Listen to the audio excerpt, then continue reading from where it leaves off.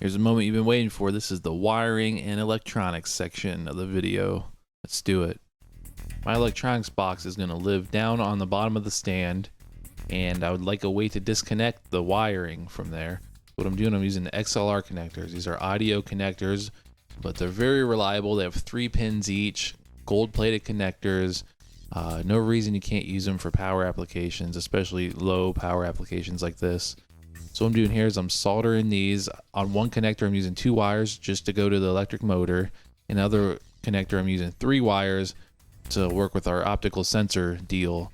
And I'll explain more about that. You probably don't understand it quite yet. I will make you understand it soon.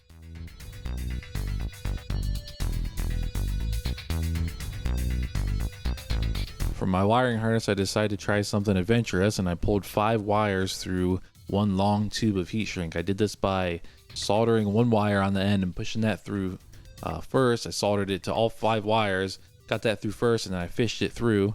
It turned out pretty good though. There's definitely something pretty fun about shrinking that much heat shrink all at once. Definitely a pretty fun thing to do if you like that kind of stuff. I'm using this little plastic toolbox that I bought at Lowe's for $3 and something as my electronics box. Now, I bought a legit electronics box online, but it ended up being too small when I got it, so this is what I'm using. And I started by drilling a hole in the side, and I'm pulling my 5 wires through that I'm going to use internally here, and then I tied a knot on the end of each of them as a strain relief so they can't get pulled out and pull out the boards and whatnot.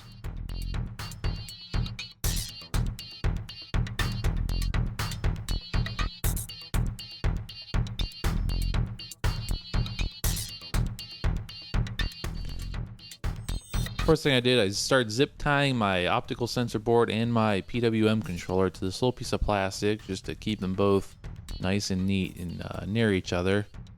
And now don't worry if you don't understand this wiring right now. I'm going to go over it again in more detail with a little review here and show you exactly how that's wired. Started by soldering the motor outputs to the connectors on the optical sensor board. I got my battery pack tied in a spot in the toolbox here, and then I went ahead and wired that up to some fresh wiring and plugged it into the PWM controller because the power goes into that first.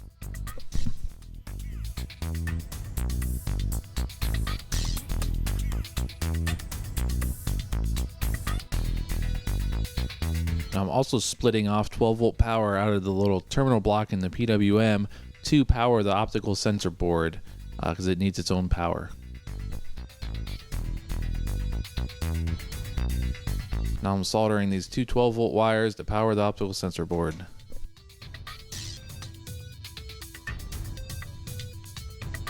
Moved in for a little tighter shot here, thankfully.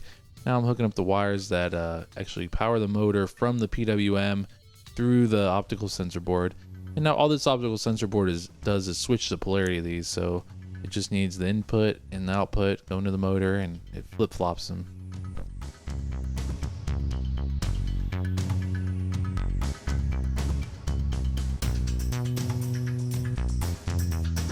Now all that's really left is to solder the 3 signal wires coming from the optical sensors.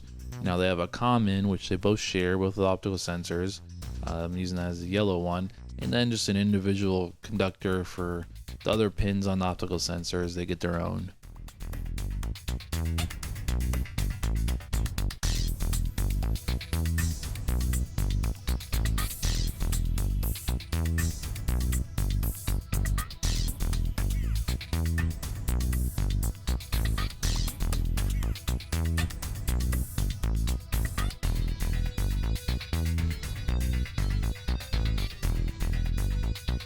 So just in case somebody wants to duplicate my setup exactly here with this optical sensor board, let me show you my wiring diagram here. This is a battery I got on eBay. It's 9800 milliamp hour lithium ion.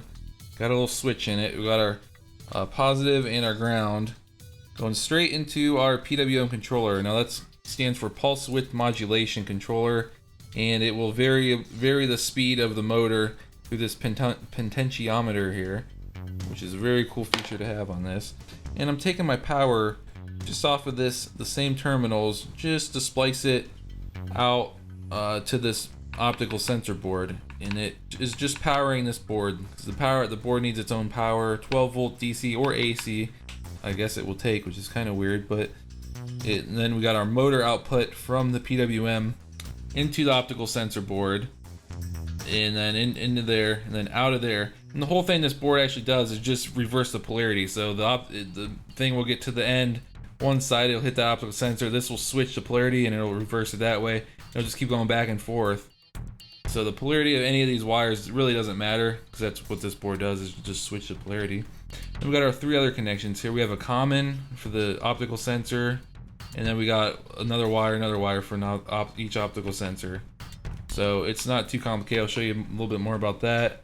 Then we got our 5 wires in total coming up through here. I got these little knots for strain relief. Okay, and I got them going out into XLR connectors. I got all 3 pins on this one, and then I got the 2 pins just for the motor on this one. This one is for the optical sensors, and this one's for powering the motor. And just XLR connectors because I have them sitting around. I do a lot of audio cables. Really nice, reliable connectors. They pop together and stay together. It's a good way of making some detachable connections.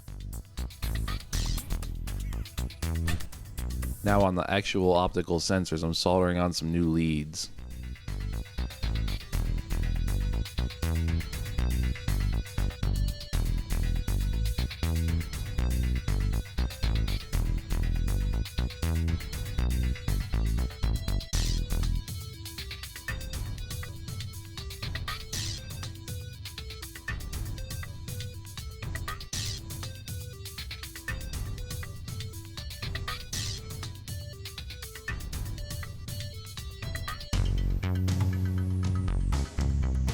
So now I got to heat shrink the conductors on these optical sensors here, especially because they're going through the metal parts of my camera slider. I drilled 2 3/16 holes on either end. I'll show you here in a second, so they definitely got to be insulated well.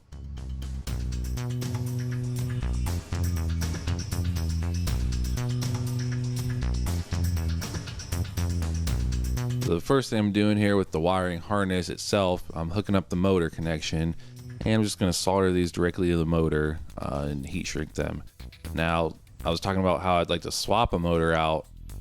In that case, I'm going to probably cut these wires and put little disconnect ends on, so I'm able to do that easier.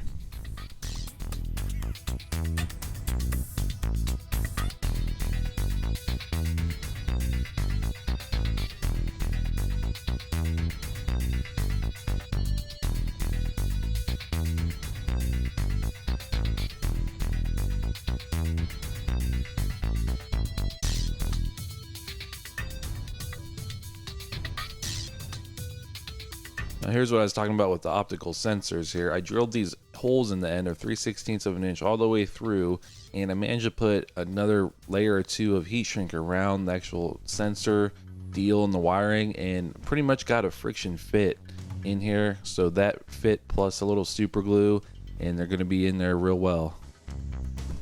So sometimes things don't always go according to plan. Mistakes happen. And I waited a little too long to pull it back down, and the super glue dried and just pulled off the outer heat shrink layer pretty much. So I had to drill it out, that heat shrink layer. I pulled the optical sensor out, drilled it out, put another layer of heat shrink on, and redid it, and it worked good next time.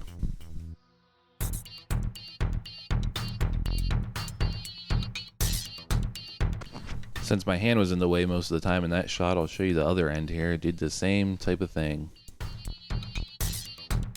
So that little dab of super glue got it pretty good in there. However, I did flip the camera slider on its side and got a bunch around the base of where the wire comes out towards the bottom there. Just got them super glued in there really good. And if these ever malfunction or something, I could just drill the whole thing out, you know.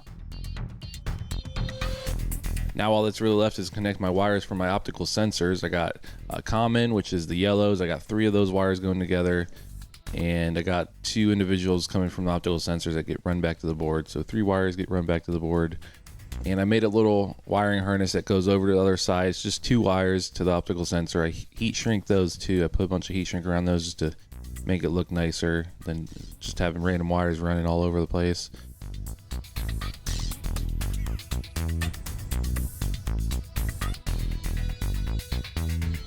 Now I'm heat shrinking these connections here for the optical sensors.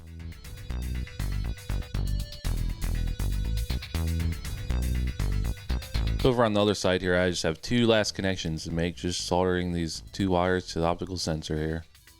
I always want to make sure you put the heat shrink on the wires first before you do something like this, so it's already on there.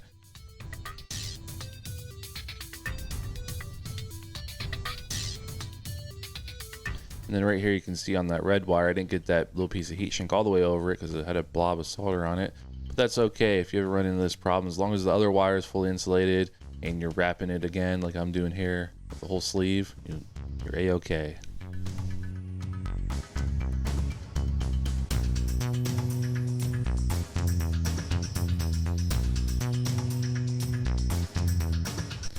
Made sure to tie these wires up in such a manner that it's like a strain relief in case it gets yanked on, doesn't pull on the optical sensor in any way. Now that right there wraps up this whole build, guys. Hope you enjoyed the video. I just gotta ask you to hit that like button and that subscribe button. It's very likely that I'll be making modifications to this, and you'll see it in use a bunch in a bunch of my future videos. I'll be doing time lapses with it of me doing how-to videos and all kinds of stuff, maybe some artsy stuff. So definitely give me a subscribe. Hope you enjoyed it. Hope I help you out.